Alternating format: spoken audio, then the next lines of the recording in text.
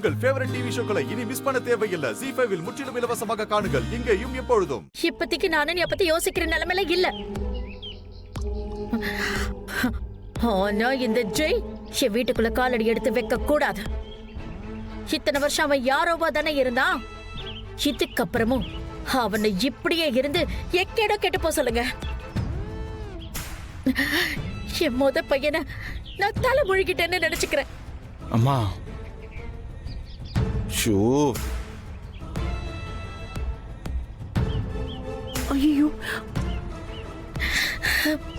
சின்ன இவனை கட்டிக்கிட்டு நான் இந்த வீட்டுக்கு மூத்த மருமகளா வந்து ராஜ்யம் பண்ணலான்னு பார்த்தா இப்போ இவனுக்கே இந்த வீட்டுல இருக்க கூட இடம் இருக்காது போல இருக்கே.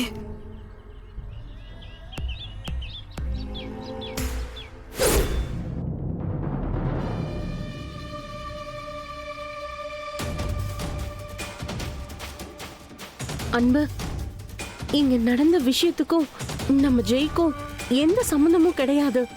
இது எல்லாமே அந்த அனன்யாவும் மங்காவும் போட்ட பிளான். நீங்க கோவில்ல இருந்து வர வழியில உங்களை கொல்றதுக்காக இந்த மங்காவும் அனன்யாவும் சேர்ந்து ஆளுங்களை செட் பண்ணியிருந்தாங்க. அதெல்லாம் எனக்கு தெரியும்க்கா. இப்படி ஏதாவது பண்ணுவாங்கன்னு நானும் நினைச்சேன். என்ன சொல்ற அன்பு, உனக்கு தெரியுமா? ஆனா இந்த கெட்டதுலயும் ஒரு நல்ல விஷயம் நடந்திருக்கு. என்ன அன்பு? இப்போ ஜெய்ய கல்யாணம் பண்ணிக்கிட்டதால அவ கண்டிப்பா திருந்திருவா. வேற எங்கேயோ கல்யாணம் பண்ணிக்கிட்டு அவ தனியா இருக்கிறத விட ஜெய்ய கல்யாணம் பண்ணிக்கிட்டு ஒரே வீட்ல ஏன் கண்ணு முன்னாடியே இருப்பாள். அன்பு, அவ உனக்கு இவ்ளோ கெடுதல் பண்ணியும் நீ ஏன் அன்பு அவளுக்கு நல்லது பண்ணணும்னு நினைக்கிற? என்னக்கா பண்றது, தங்கச்சியா போயிட்டால. அவ உயிருக்கு உயிரா லவ் பண்ண விஸ்வாசர நான் தான் காதலிச்சு கல்யாணம் பண்ணிக்கிட்டேன்னு அவ என்ன தப்பா நினைச்சிட்டு இருக்காக்கா. ஆனா அவருதான் என்ன விரும்பி கல்யாணம் பண்ணிக்கிட்டாருன்னு அவ புரிஞ்சுக்கவே மாட்டேங்கிறா. அது என் மேல இருக்கக்கூடிய கோவத்துலதான் அவ இவ்வளவும் பண்ணிக்கிட்டு இருக்கா.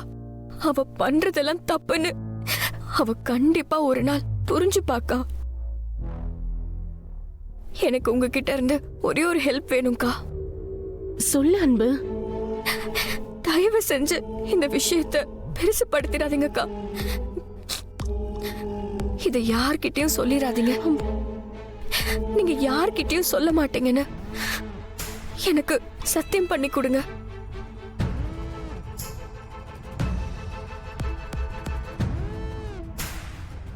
ப்ளீஸ்க்கா, எனக்காக.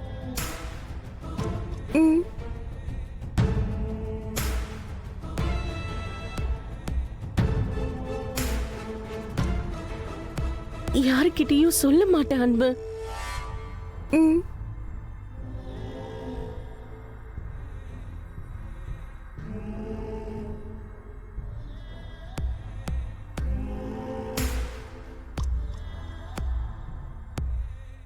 ZEE5 ஆப்பை டவுன்லோட் செய்து அனைத்து எபிசோடுகளையும் இலவசமாக பாருங்க.